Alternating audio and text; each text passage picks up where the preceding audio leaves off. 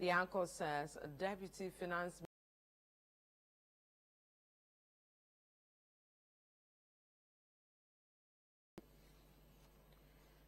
Now, the City Newsroom says over one Balmia as flag bearer. This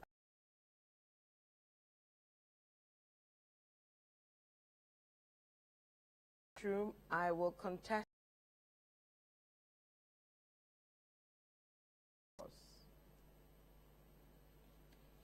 So those are some of the stories around Dr. Balmia's declaration to run for presidency come the next elections.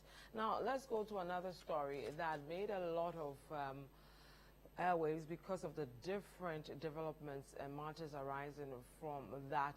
It has to do with the May Day, the speech by the president, and of course as well. So let's start with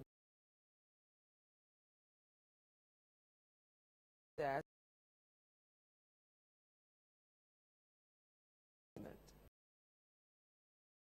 For the May Day fallouts, Daily Graphic says we will protect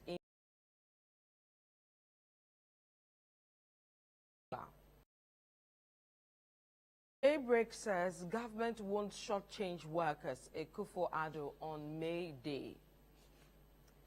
The ABC News says we shall overcome current economic challenges. President Akufo-Addo assures the nation. Still with the funds, TUC appeals to government. Protect incomes, pensions, welfare, well-being of workers a priority.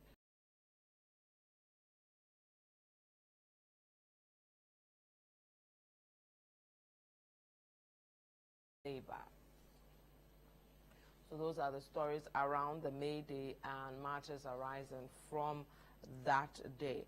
Let's move to some sad story we saw this week. Had to do with the collapse of a building which led to the death of one person. Let's see how that story was captured. The Ghanaian Times says collapsing story building at Adenta kills 1, injures 3. And then City Newsroom says supervisor of building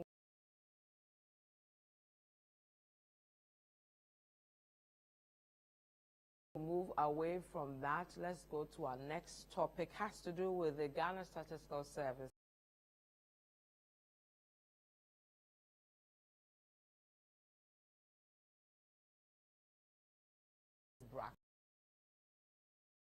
Angle Traffic says more women unemployed. The anchor says 1.76 million Ghanaians jobless. GSS, 2 out of every 3 unemployed were females. City Newsroom, 2.5 million youth were not in employment, training or education by third quarter of 2022. This is GSS. Still with City Newsroom, all is not lost. Government reacts to GSS 1.76 million unemployment report. Still with City Newsroom, over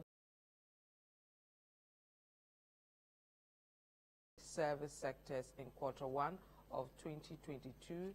This is the Ghana Statistical Service talking there. And we'll move away to do with the week fair brouhaha, where we saw some Nigerians as well as Ghanaian traders battling it out over the right for the Nigerians to retail weeks here in Ghana. So how was that story captured? We go to the City Newsroom. Ghanaian traders take on Nigerian, engage.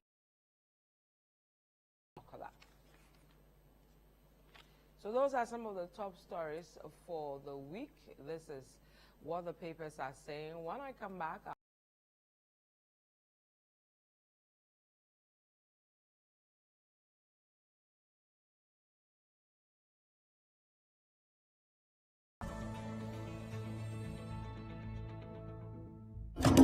it's day 3 already. Setting off from Kumasi, Noda Hotel. It promises to famous Jinijini and Tuobodom, the commercial town of Techiman, through to Kenta. As the hours wear on, the landscape also transforms from the areas to the savanna plains of the northern and upper regions. Join us on this exciting episode of the Heritage Caravan Diaries Day 3, showing every weekday on City TV.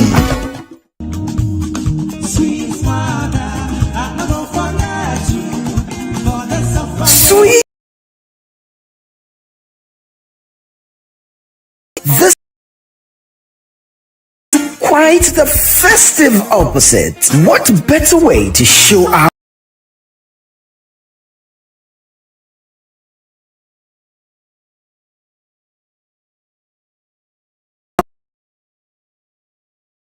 for all their love and sacrifices? Mothers, a flavor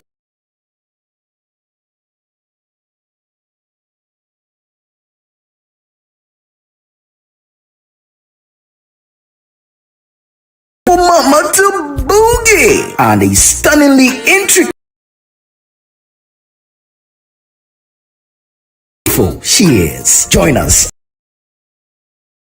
23 at 4 p.m. for an enchanting evening of appreciation.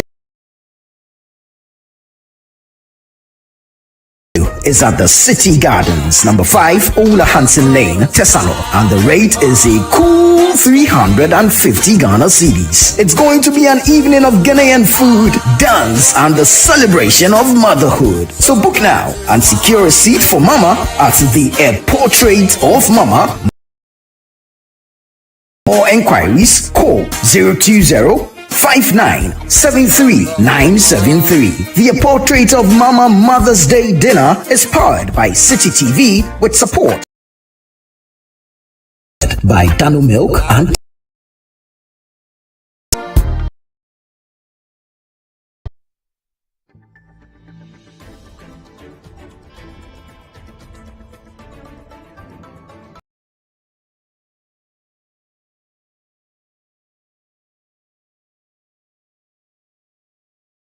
My name is Vivian Kai Loco. Tonight we have Samuel Atamensa, who is here with us.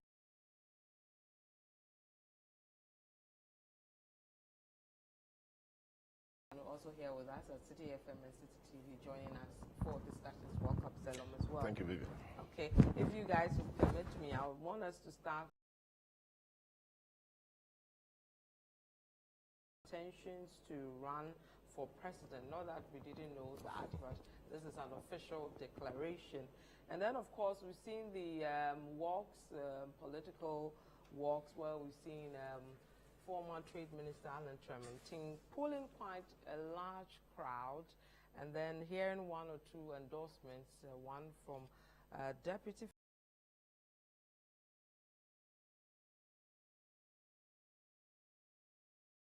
We're told that over 100 MPs also want Bawumia to be flag bearer, among others. This is not surprising. We're expecting him to, at a point, declare him, declaring, of course, what that means.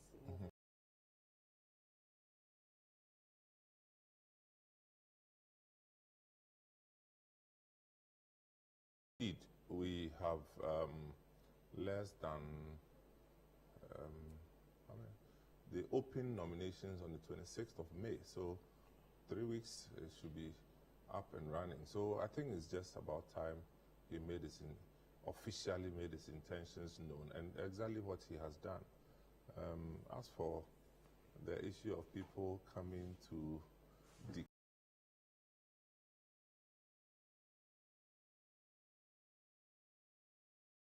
we're emotional, or not? yeah, I mean, go by. You know, declaring doesn't mean anything. I mean, people throwing their support openly, endorsements and all those things, really don't mean anything. It doesn't turn the tides, push people. I don't think so. I don't think so. I mean, they should know by now that endorsements, no, nothing happens out of endorsements.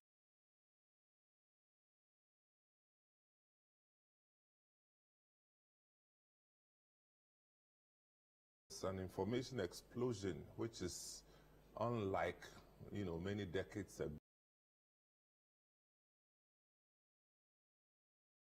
Everything, avenues, multiple platforms. You had some of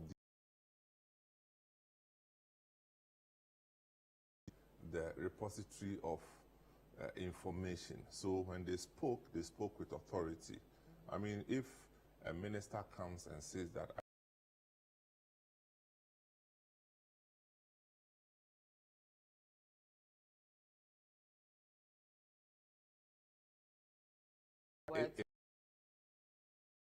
it's a useless thing, it can.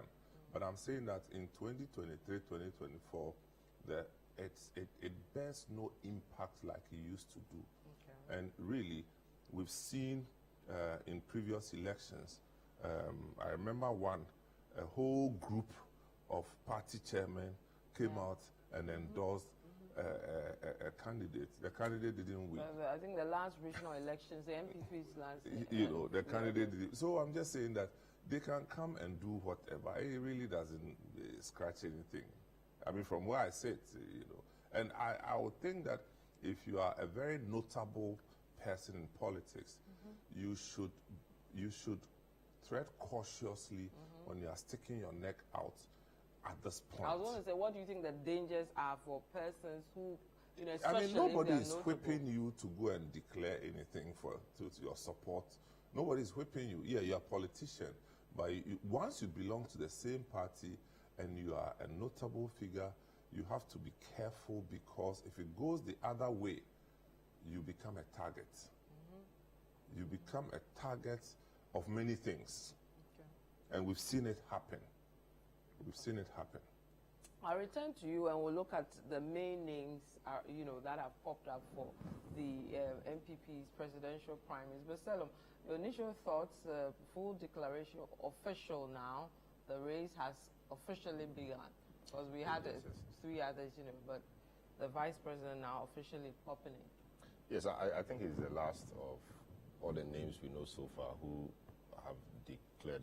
I wonder if some of them even declared before the new government. Yeah, some declared and resigned from government. And then some subsequently declared and resigned. And I think he is the last to do so amongst the list we know. I think it's about time. I mean, he had to do that. We all knew he was going to run, but it was important he did so to clear all doubts and to officially step into the race. So I was even thinking he could have come earlier, but of course he's in government. He will want to play by the rules, etc. And so that is what we saw. So meeting the majority group and declaring to them that he will run, I think it's in order. It only completes the race, and I think it will be a very important, very interesting race.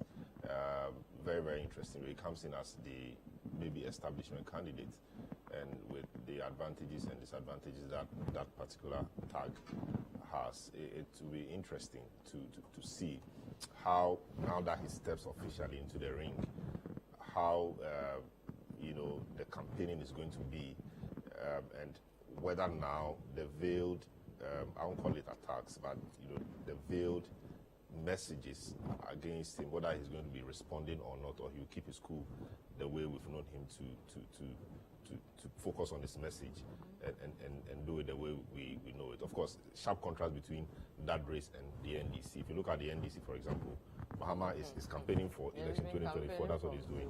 I want to see how they will do it.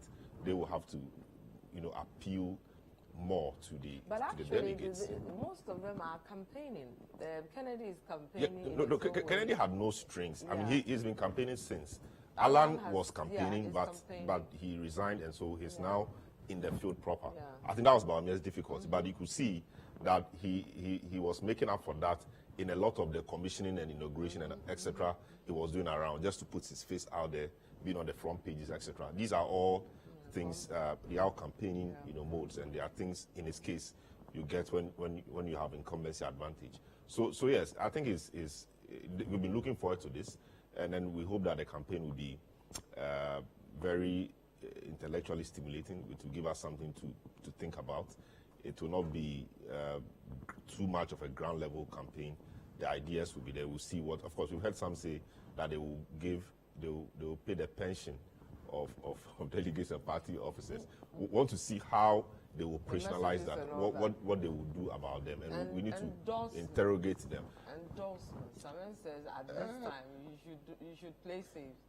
Don't go showing your face. Yeah, I know a very important person who endorsed one of the candidates in the NDC race, and it didn't really go well. I mean, yes, you have to be careful. Yeah. I see some people like what's his name, the majority chief whip. He stuck his neck out, and he's always going around.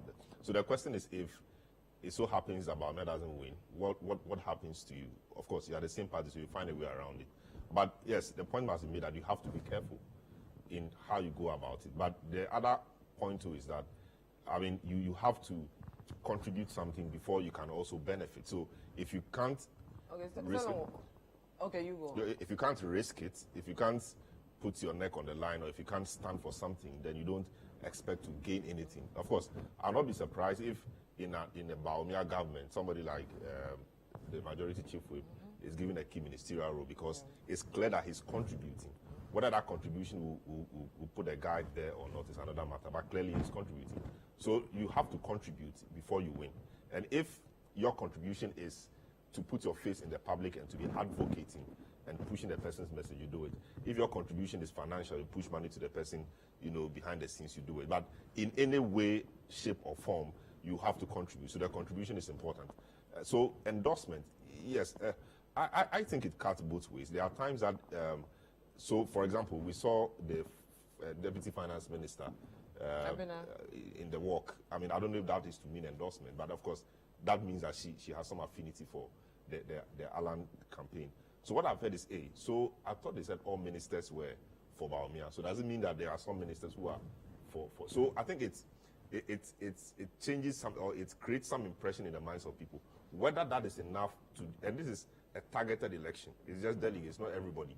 I don't even know if they are floating delegates, or they've all made up their minds. If they are floating delegates, then maybe that could work somehow to influence them. But if they are not floating and they know where they are going, they want to, I mean, they know where they are going, they know where they want the party to be, etc.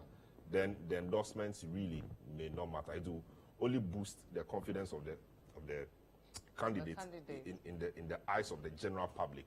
But whether that will translate into votes, because a targeted election, that is also another issue. Okay. So now we have Bawumia, we have Alan, we have Akutu, we have Kennedy. Is John Gate? Adainimo, is it? Adainimo is there. Joe Gate. Joe Gate, Adainimo, Ejakun. Yeah. What kind of?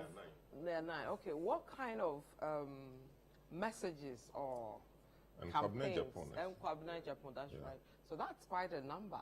What kind of messages? What kind of campaigns will we see with this? From next week, now that we know the game has really started with Bawumia coming out clear. So, what are you expecting in terms of messages, in terms of how people are going to go? As Salom rightly said, all the other contestants have been on the campaign trail for some time now. At least the last 3 months they've been on the trail. And they have a single barrel approach to that. They all look at internal elections messaging. But the vice president has a double barrel because while he's dealing with the internal elections, he's also looking beyond that and having to face the national elections, facing John Mahama. Interestingly, these are two fine gentlemen from the northern part of Ghana who are going to face off. I'm not sure we've had this. You are certain it will be Bawumia Mahama. Well, I wouldn't say that I am certain. I mean, to say I'm certain means I know something that nobody else doesn't know. Yeah. But I think that he stands the best chance of winning. I mean, I may be wrong, but I think that Bawumia stands the best chance of winning for 1,001 reasons. he's a vice president, he's done this thing, campaign, this is the third, fourth times, and all that. So he stands the best chance. In fact, let me flip it. It's for him to lose, if you like. Okay, so that's why I'm saying that. So when Bawumia goes on a campaign trail, he's not just thinking about the 8 contestants, he's also thinking about the NDC. And so that's the double barrel approach that I'm looking at. And it's also, Salam was saying that he heard that all the ministers are for Bawumia. I'm not sure that's official, that every minister is for Bawumia. It doesn't happen. It's a political party with controlling, contesting interests. And people are motivated by different things. I would imagine that there will be some for Bawumia, some for Alan, some for other people. And that's what makes a political party, the diversities in political parties.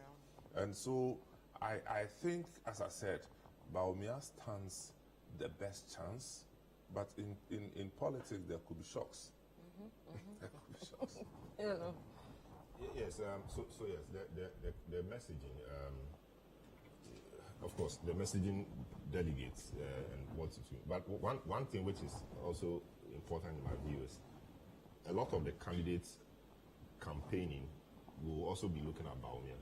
So a lot of them will be directing this house at him. That is to be expected. And he has to develop a very thick skin. I'm sure he knows by now. He doesn't need me to say that, and he knows it.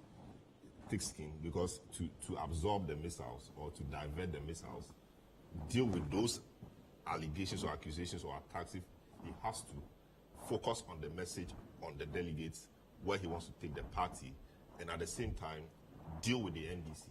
The NDC is not campaigning, targeting Alan. Hardly. All the attacks is on Bawumia. So now they say the Akufo-Addo Bawumia government. So if it's something bad, Bawumia is indirectly smeared. Barack Obama did that so well with McCain, to the extent that he began calling the Bush administration the Bush-McCain administration.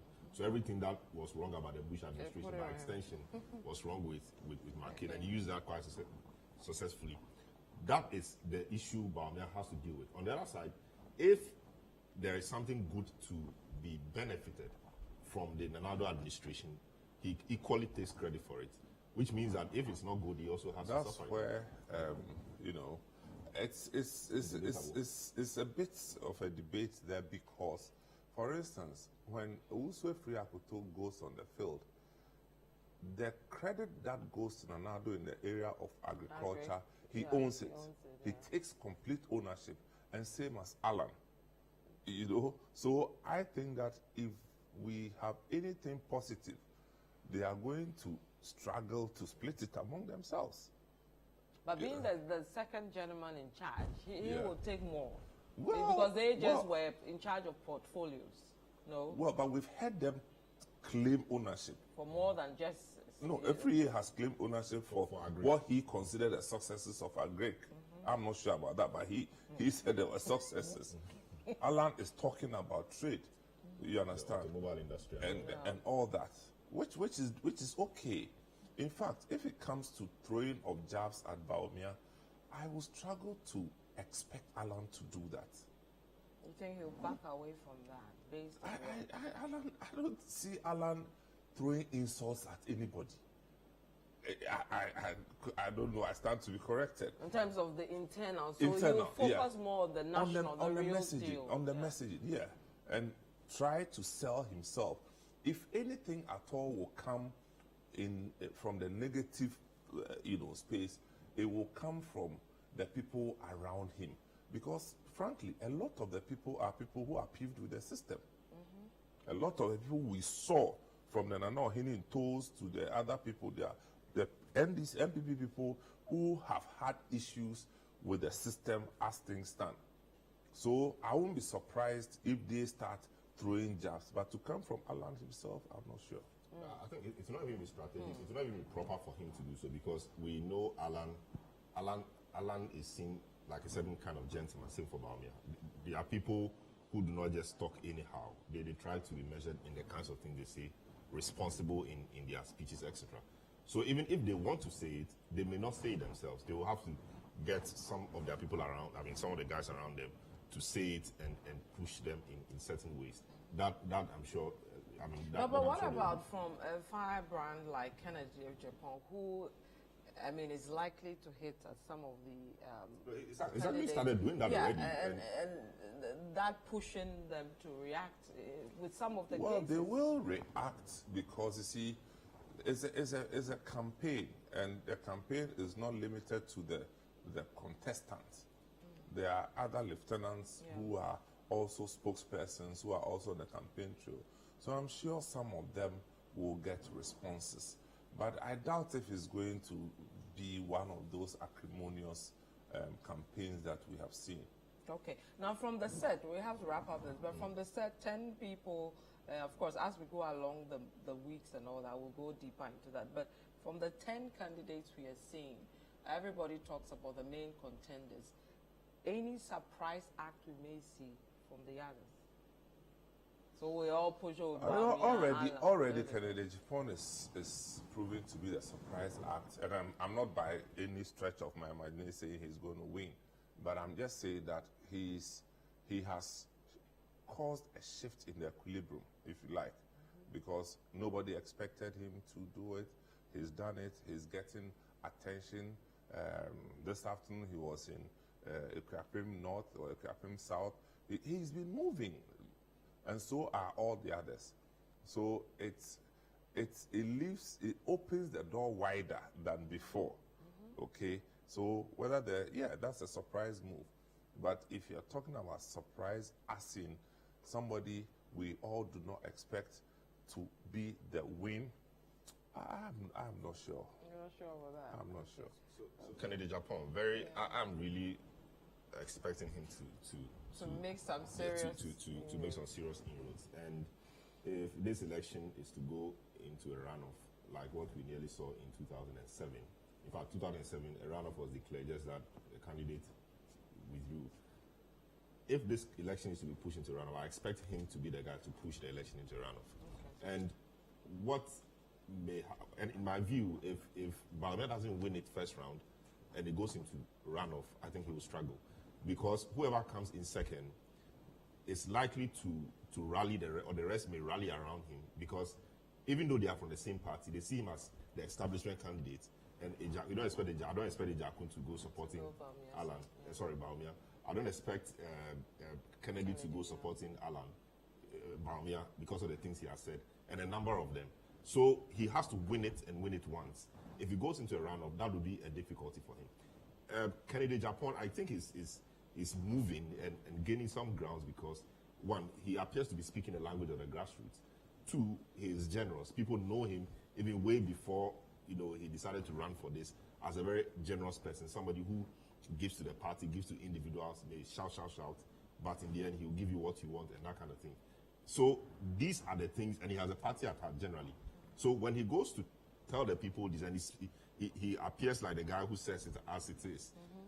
He tells the people this, he finishes, gives them 1, 2, 3 things. I think that he's moving. Okay. And he appears, I don't know where really he's taken from, whether he's taken from the Alan stock or the Baumia stock, but wherever he's taken from somewhere. Yeah, wherever he's taken from should be quite worried, because he appears to be the guy in the middle. So there is the Alan faction, there's maybe the Baumia or the Nanado or the establishment faction, and he doesn't appear to belong to any of the two. So he's just in between and delivering focused and giving his message. Okay. So he's a guy I think we should look out for. The rest, I'm not really sure, but I think it will be Alan. Sorry, to be Alan Baumia and then Kennedy Japan. Kobne Japan. I like his messaging and the way he appears to be preaching a new kind of politics, etc. I don't know how much of a traction that is going to get or that is gaining, but maybe he's a candidate for the future, I'm not sure. After the 2007 contest, I thought he lost a bit of steam. He was not in mainstream government. He became general secretary. Things didn't go well for him. He's trying to put himself together in this race. I don't know whether he's doing it for the future or realistically doing it for now. I think he's doing it for the future. The thing that Baumia has to look at is the campaign of longevity. Nanado came on the Yenimu Frititi thing. Alan is trying to do a similar thing. A Drew and Yenimu Frititi have a lot of things in common. He has to look at that. Baumia is seen as an outsider. I listened to Comrade Japan on the breakfast show when Bernard tried to talk about the fact that he's been vice president. If he doesn't get this, it will appear as if he's been used and dumped. He said, no, if he will be vice president and not get to be president and you call that to be used and dumped, he's happy to be used and dumped. You understand? So, and in fact, he even said that he was not a card-holding member of the party and they had to make certain concessions for him to get it. So that thinking that he's an outsider, and this even on radio, and he's the candidate himself speaking on national radio, and you can imagine what they will say about him and the party structure down there. But what it also gets in terms of the long stay in the party argument is that Freddie Blay came from the CPP. A few years later, he became chairman of the party. So if they want us to believe that the MPP is a very conservative party, then Freddie Blay is your example. That it may not necessarily matter. Once you put yourself out there, you show that you are capable. I think it's a propaganda language. Yes. Propaganda language. Guys, I'll let you wrap up. My producer and director on me to really break so that we can make some money. We'll be right back on the closing remarks from the two gentlemen on this interesting race. To stay with us, we'll be right back.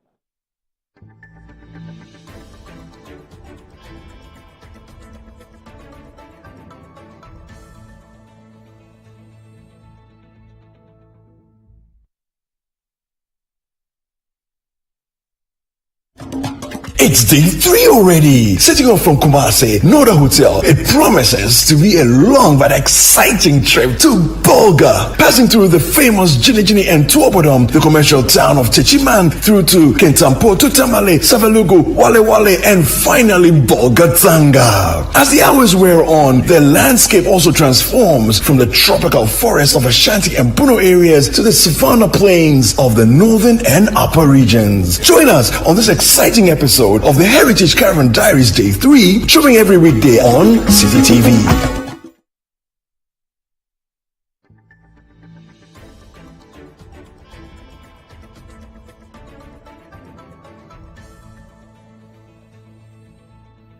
And you're welcome back to What the Papers Are Saying. My name is David Kai. Look, I'm here with Samuel Tamens as well as Saloma Dono. We're wrapping up on the MPP's race for who will lead the party for the next election. Gentlemen, I'll take your closing remarks. I think, Samens, you wanted to react to something Salom said on the propaganda bit of...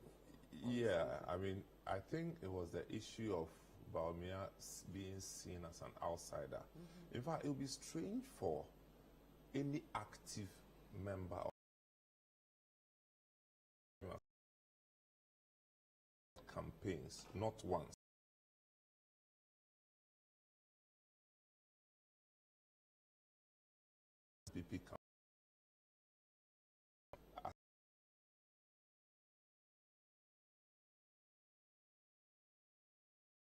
In most third world countries, and even in the Western countries, elections are to a large extent. And if you have somebody, a decent person of this nature, coming from the northern sector of the country, you are not expecting that the northern people will come there and come and vote for somebody from out. I mean, that's the plain truth. Okay? And you need to represent a certain constituency within the political space. And if you can't command the constituency, you can't stick your neck out that you're going to win.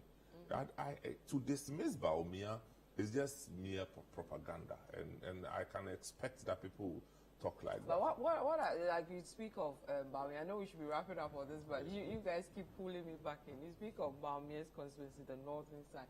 The other main contenders, do they have clear constituencies as we speak? You can't really pinpoint a constituency and say that's Alan's constituency, but sometimes you say by ethnicity.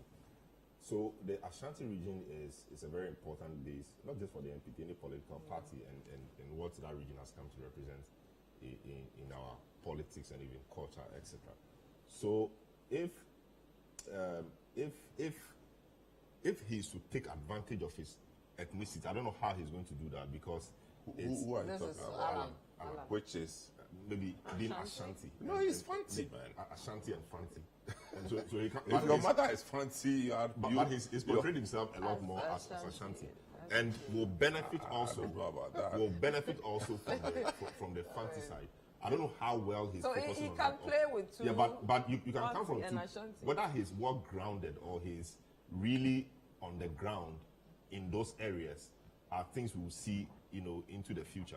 But that offers him an opportunity to be able to capture something. I'm not sure whether he's captured that yet or not, but it's fertile. He can do that. The same way the northern part of the country, the 5 northern regions, appear on block, or appear will be voting on block for Bawumia, which is also a very good thing for him. And I think it offers the MPP a very good opportunity to shed itself of the propaganda tag that it is an Akan People's Party. The thing is, if Bawumia, who is a northerner, contributed so much to the party, for people to think that the last election, Bawumia played a key role, no two ways about that. And he is now putting himself up for election, coming from the north, and you have an issue to deal with on the northern region in respect of how people see you, how people see you in terms of how you relate to them. And you do not give him that opportunity, it will give the NDC a propaganda message against you, that we told you this is an Akan People's Party. And because this guy was not an Akan, he did not make it, despite all the contribution he made to the party. That is an important consideration that the delegates, I'm sure, will be looking at. The other issues of religion, etc., that have come up, but that will come up in the main election, maybe even in this election. But we'll see how those ones will play out. All right, we need to move on from this. We'll move to May Day fallout.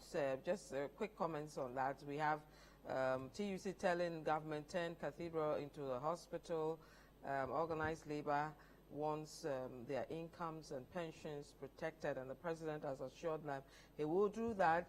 Nanado has also spoken on the fact that he won't shortchange workers, and then of course he's spoken on the fact that we will overcome the current economic challenges, and then TUC warning him to stay away from that government, from pension funds as well. And they also want the Saglame housing project to be given to workers to deal with the housing deficit among us. I'll give you guys 1 minute, 30 seconds each on your thoughts around the May Day, the fallouts, quick one, and then I'll chip in some other things. No, I think May Day is May Day. You expect, unions and workers groups to make known the things that they are unhappy about, and But I found it very curious how this turned the cathedral project into a hospital thing was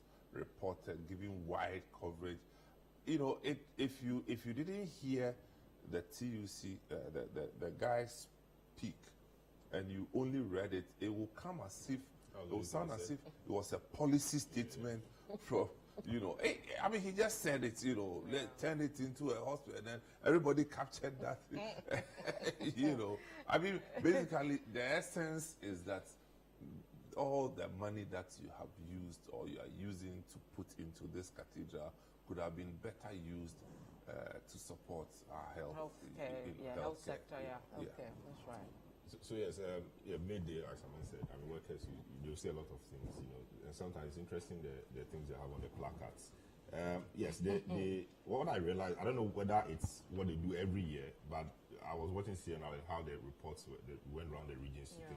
You realize, I think the speeches were the same. The TUC speech was the same for everybody. But they share the problems together. You say this, And interestingly, of course, the cathedral is a very attractive subject. So when the reporters were putting their reports together, I realized everybody, got a piece of the cathedral bit. So so if we had 5 or 6 regional reports, all the regional reports had that line on the cathedral read by the TUC rep in the region, And because it's quite an interesting or attractive topic or subject in the media, everywhere, given all the controversies, etc., I think it gained a lot of traction. But whether changing that to hospital is the right thing to do or not, I'm not quite sure. Of course, do we need a cathedral now? That's a whole cathedral discussion. Yeah. I think that we have to build it. We have to give ourselves time to build it. The churches must come in more to support the building. The places there, the grounds have been dug, everything is. Oh, some of you are sure they will build a cathedral? But that place cannot be left like that. I think the cathedral must be built. Not that they will build. I think it must be built. At the same place? But the place is there. They've dug the most expensive hole. The big hole. The most expensive hole in Ghana. In the world. No. But seriously speaking, I haven't been there to see where they got into. But it's just a hole, or they. No, but I think there are some stone from Israel they put in the hole.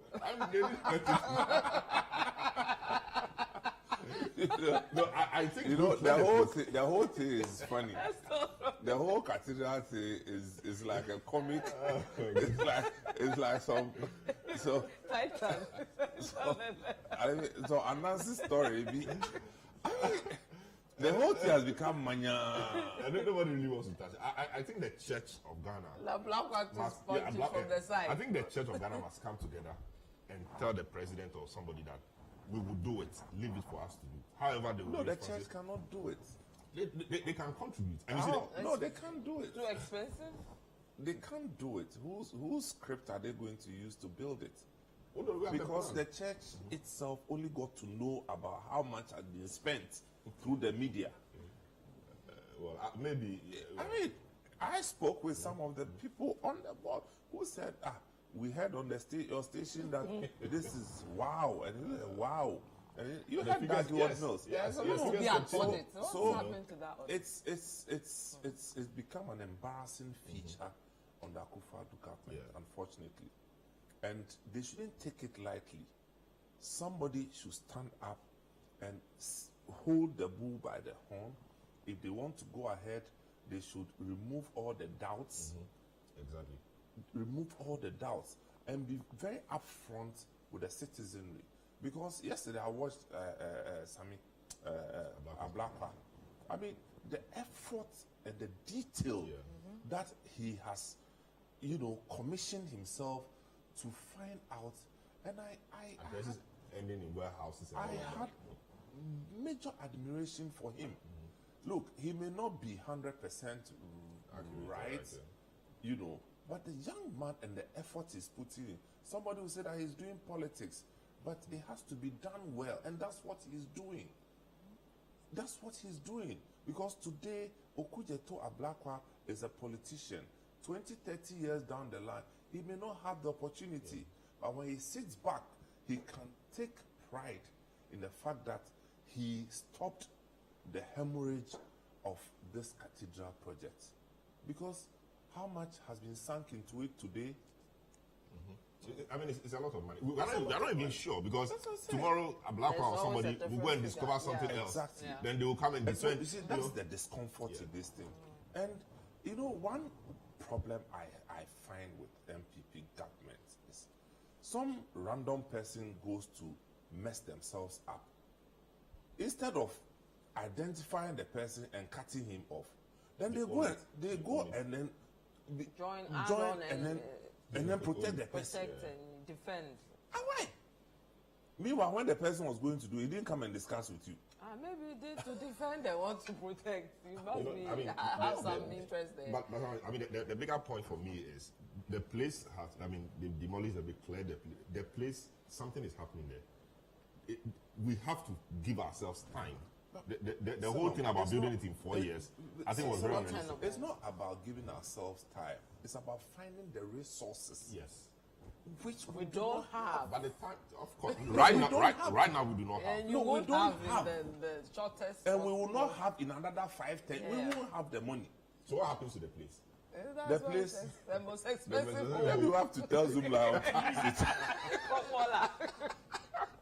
Guys, speaking about some things that should be dealt with, I came across this interesting story tonight on this City Newsroom on Cocoa Board trying to stop a mining company from destroying, some large parcels of land We're told about 30 hectares, 4.5 have been destroyed already. These are cocoa farms, and over 300 peasant farmers, are affected by this. The mining firm in question has been given 13 years to mine, and the cocoa companies, farmers believe that 13 years after he's done, there's nothing, left for us to, deal with. And this is happening in Kwapibrim in the eastern region. The mining firm is going to go into Galamsey. I mean, No, not Is it Galamsey? No. Really, No, mining. proper mining. So that's legal mining. Small scale mining, Yeah. Will it be small But scale? for 30 hectares, that's you're not not small talking scale. about small. It's proper mining. Proper That's mining. over 70 Why acres. are we doing this to ourselves? Cocoa. Well, I don't know how the regulatory framework. I don't understand it. So who gave them the permit, and who sold the land to them? And if they sold the land to them, why are the cocoa farmers complaining if the land, the farms don't belong to them? I'm a bit confused. But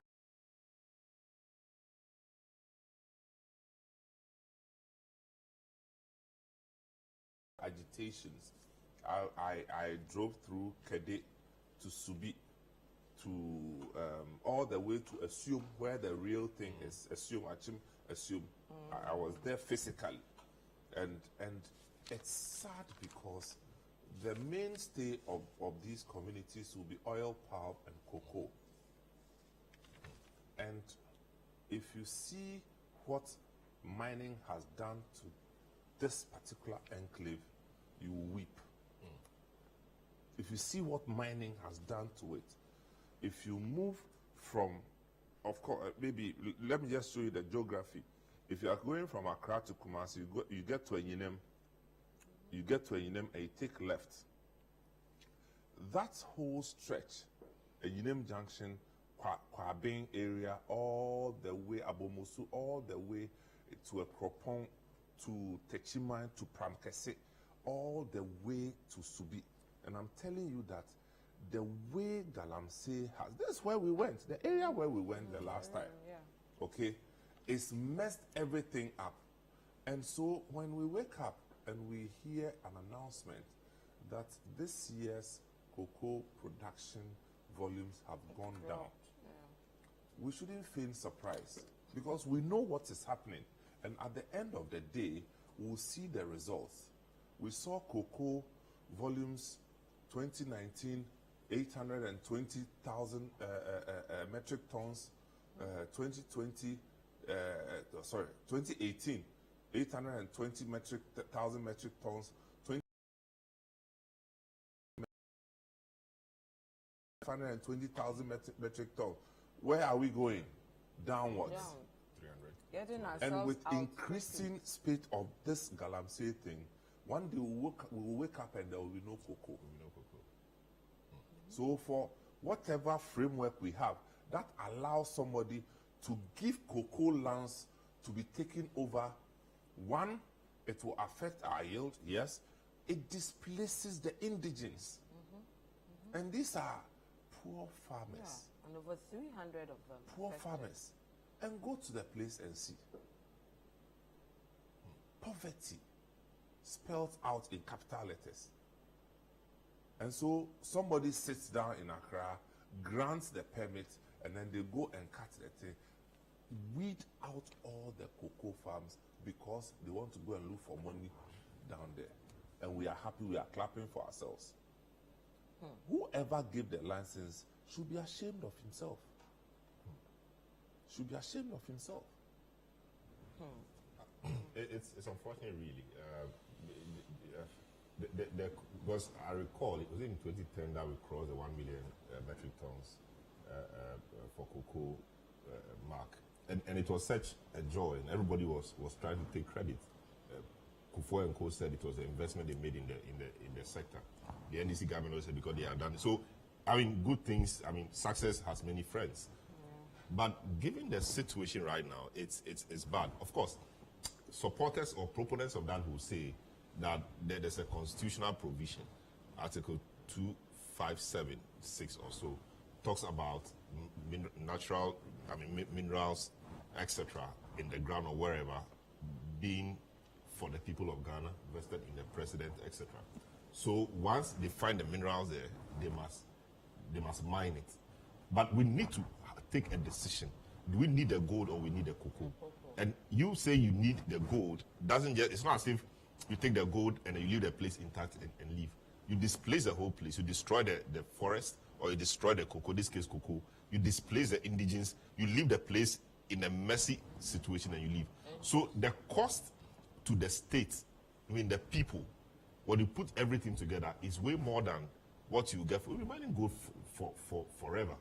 But I'm not sure what gold really has done to transform our economy or transform our environment or our local areas that we need to sacrifice an important thing like the forest vegetation, cocoa, and even locals for. I think it's a deliberate policy thing we must come to.